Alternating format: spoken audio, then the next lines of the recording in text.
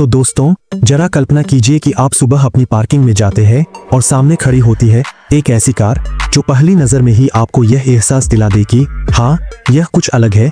यह है 2026 Reno duster और आज के इस वीडियो में हम इसका सिर्फ रिव्यू नहीं करने वाले, बल्कि इसे गहराई से समझने वाले हैं। क्योंकि डस्टर अब सिर्फ एक कार नहीं रही, डस्टर एक इमोशन है। और अगर आपको 2012 वाली ओरिजिनल डस्टर याद है, तो यह वीडियो आपके लिए थोड़ा नॉस्टैल्जिक भी होगा और थोड़ा शॉकिंग भी। वीडियो के अंत तक जरूर बने रहिए, क्योंकि आखिर में मैं आपको बताऊंगा कि क्या यह नई डस्टर वाकई अपनी लेजेंडरी पहचान को वापस ला पाई है या नहीं। सबसे पहले बात करते हैं इसके डिजाइन की, क्योंकि कहानी यहीं से शुरू होती है। 2026 रेनो डस्टर का डिजाइन एक सब कॉम्पैक्ट क्रॉसओवर एसयूवी कहलाता है, जिसे बीएसयूवी भी कहा जाता है, यानी न बहुत छोटी और नहीं समझौते से भरी हुई। इसका स्टांस अब पहले से ज्यादा बॉक्सी, सीधा और मस्कुलर हो गया है। फ्रंट से देखें तो चौड़ी ग्रिल, मोटे हॉरिजॉन्टल एलिमेंट्स और बीच में रेनो का नया बोल्ड लोगो मिलता है, जो सीधे आंखों में देखकर कहता है कि मैं कोई सॉफ्ट एसयूवी नहीं हूं। एलईडी हेडलैम्प्स अब स्प्लिट डिजाइन में आते हैं, डीआरएल्स काफी शार्प है और रात के समय इसकी रोड प्रेजेस काफी मजबूत महसूस होती है। और अगर आप सोच रहे हैं कि यह शहर के लिए कितनी फ्रेंडली होगी, तो जरा रुकिए, पहले साइड प्रोफाइल देखिए। साइड से डस्टर एकदम असली एसयूवी जैसी लगती है। स्क्वायर व्हील आर्चेस, मोटी क्लैडिंग और 17 या 18 इंच के अलॉय व्हील्स, जिन पर चौड़े टायर्स लगे होते हैं, जो आत्मविश्वास से भरे दिखते हैं। यही वह डिजाइन लैंग्वेज है जो आजकल नई रेनो और डेशिया मॉडल्स में देखने को मिल रही है। थोड़ी रगड़ और थोड़ी मिलिट्री स्टाइल फील के साथ। ग्राउंड क्लियरेंस लगभग 210 मिमी के आसपास होने की उम्मीद है, जो भारतीय सड़कों के लिए किसी वरदान से कम नहीं है। स्पीड ब्रेकर हो, गरहे हो या फिर गांव की कच्ची सड़क, डस्टर मानो कहती है। और दिखाओ, पीछे की तरफ का डिजाइन भी साधारण नहीं रखा गया है। Y shape LED tail lamps, चौड़ा टेलगेट और मजबूत बम्पर मिलकर इसे एक सॉलिड और स्थिर लुक देते हैं। और एक छोटी लेकिन काम की बात, रूफ रेल्स सिर्फ दिखावे के लिए नहीं है, ये सच में इस्तेमाल के लायक लगती है। अब जब बाहर का डिजाइन देखकर आप एक्साइटेड हो चुके हैं, तो अंदर बैठते ही आपकी उत्सुकता और बढ़ने वाली है।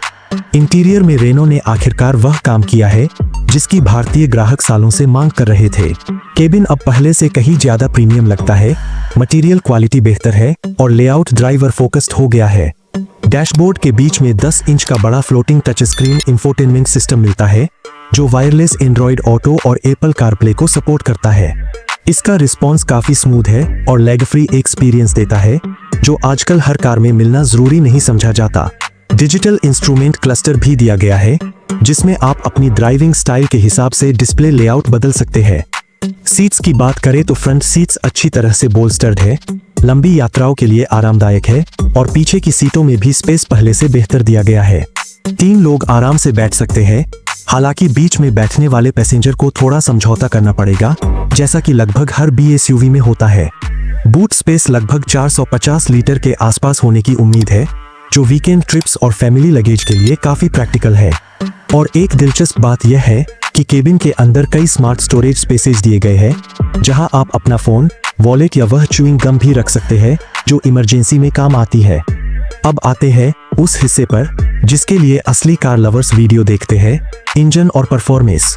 2026 रेनो डस्टर भारत में कई इंजन ऑप्शंस के साथ आने की उम्मीद है। Base petrol engine 1.3 litre turbo petrol हो सकता है, जो लगभग 150 हॉर्स पावर और 250 न्यूटन मीटर का टॉर्क जनरेट करता है।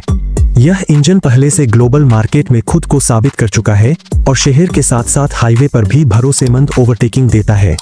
डीजल पसंद करने वालों के लिए अच्छी खबर यह है कि रेनो एक अपडेटेड 1.5 लीटर डीजल इंजन भी ला सकती है, जो लगभग 115 हॉर्स पावर के आसपास पावर देगा और लो एंड टॉर्क काफी मजबूत होगा। यानी अगर आप हाईवे पर लंबी ड्राइव करते हैं या थोड़ा ऑफ-रोडिंग का शौक रखते हैं, तो डीजल वर्जन आपको निराश नहीं करेगा। ट्रांसमिशन ऑप्शंस में मैनुअल और ऑटोमेटिक दोनों मिलने की उम्मीद है। ऑटोमेटिक में सीवीटी या ड्यूल क्लच ऑप्शन आ सकता है, जो खासकर ट्रैफिक में स्मूथ ड्राइविंग एक्सपीरियंस देता है। और यहाँ एक छोटा सा क्लिफहैंगर, रेनो इस डस्टर के ऑल व्हील ड्राइव या 4x4 वेरिएंट को भी भारत में लाने पर विचार कर रही है।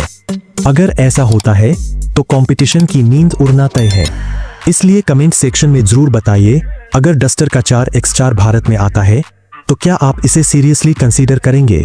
ड्राइविंग डायनेमिक्स की बात करें तो डस्टर हमेशा से अपनी राइड क्वालिटी के लिए जानी जाती रही है। 2026 मॉडल में सस्पेंशन सेटअप और भी ज्यादा रिफाइंड किया गया है। खराब सड़कों पर यह गड्ढों और उबड़-खाबड़ रास्तों को आसानी से झेल लेती है और हाईवे पर 3 अंकों की रफ्तार पर भी काफी स्टेबल महसूस होती है। स्टीयरिंग शहर के लिए हल्का रखा गया है, लेकिन स्पीड बढ़ने के साथ ड्राइवर को अच्छा कॉन्फिडेंस देता है। ब्रेकिंग भी मजबूत है। चारों पहियों में डिस्क ब्रेक्स मिलने की वजह से इमरजेंसी सिचुएशन में भरोसा बना रहता है। और सच कहूँ तो यही वह जगह है जहां डस्टर अपने कई प्रतिद्वंद्वियों से अलग खड़ी दिखाई देती है। सेफ्टी फीचर्स को भी नजरअंदाज नहीं किया गया है। इसमें मल्टीपल एयरबैग्स, ABS के साथ EBD, traction control, hill start assist और इलेक्ट्रॉनिक स्टेबिलिटी प्रोग्राम मिलने की उम्मीद है। टॉप वेरिएंट्स में एडवांस्ड ड्राइवर असिस्टेंस सिस्टम यानी ADAS फीचर्स भी मिल सकते हैं, जैसे लेन कीप असिस्ट और ऑटोमेटिक इमरजेंसी ब्रेकिंग। यह सब सुनकर आपके मन में यह सवाल आ रहा होगा कि कीमत भी उतनी ही भारी होगी। लेकिन जरा रुकिए, अगर कीमत की बात करें तो 2026 रेनो डस्टर भारत में लगभग 11 लाख रुपए एक शोरूम से शुरू हो सकती है और टॉप वेरिएंट की कीमत लगभग 18 लाख रुपए तक जा सकती है। यह कीमतें अनुमानित है और लॉन्च के समय इनमें थोड़ा बहुत बदलाव हो सकता है। लेकिन अगर यह प्राइस रेंज बनी रहती है तो डस्टर सीधे तौर पर क्रेटा, सेल्टोस, ग्रैंड विटारा और हैरियर के निचले वेरिएंट्स को कड़ी टक्कर देगी। और यही एक डर वाला फैक्टर भी आता है, अगर आपने गलत वेरिएंट चुन लिया तो बाद में पछतावा हो सकता है। इसलिए वीडियो के अंत तक जरूर देखिए, क्योंकि आगे मैं बताने वाला हूं कि कौन सा वेरिएंट किस तरह के खरीदार के लिए सबसे बेहतर रहेगा। अब थोड़ा इमोशनल होकर बात करते हैं। डस्टर ने एक समय भारतीय बाजार में SUV का मतलब ही बदल दिया था। फिर धीरे धीरे मुकाबला बढ़ा, फीचर्स बढ़ते गए और डस्टर कहीं न कहीं पीछे छूट गई। लेकिन 2026 की डस्टर के साथ रेनो साफ कह रहा है, मैं वापस आ गया हूं। यह कार उन लोगों के लिए है जो सिर्फ टच स्क्रीन और सनरूफ के लिए कार नहीं खरीदते, बल्कि ड्राइविंग फील, मजबूती और भरोसे के लिए खरीदते हैं। और एक ईमानदार सवाल, क्या आज के समय में हम सिर्फ फीचर्स पर ज्यादा ध्यान देने लगे हैं और असली ड्राइविंग का मजा भूलते जा रहे हैं?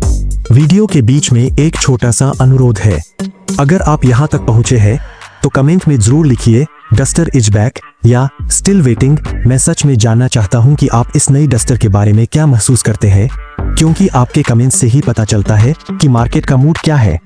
अब वीडियो के अंत की तरफ आते हुए मैं बस इतना कहना चाहूंगा कि 2026 रेनो डस्टर कोई सेफ और बोरिंग चॉइस नहीं है।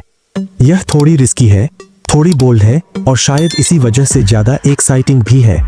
अगर आप एक ऐसी SUV चाहते हैं जो शहर में आरामदायक हो, हाईवे पर मजबूत हो और वीकेंड पर एडवेंचर में आपका साथ दे, तो डस्टर को नजरअंदाज करना मुश्किल हो जाता है। लेकिन फाइनल फैसला सुनाने से पहले थोड़ा इंतजार कीजिए, क्योंकि अगली वीडियो में मैं इसका सीधा मुकाबला इसके सबसे बड़े राइवल से करने वाला हूं और यकीन मानिए नतीजे आपको सच में चौंका देंगे। तो दोस्तों, अगर आपको यह डीप, ईमानदार और थोड़ा इमोशन रिव्यू पसंद आया हो तो वीडियो को लाइक करें, चैनल को सब्सक्राइब करें और बेल आइकन दबाना न भूलें। तब तक के लिए ड्राइव सेफ, समझदारी से फैसले ले और याद रखिए, कार सिर्फ एक मशीन नहीं होती, वह आपकी पर्सनैलिटी का एक एक्सटेंशन होती है।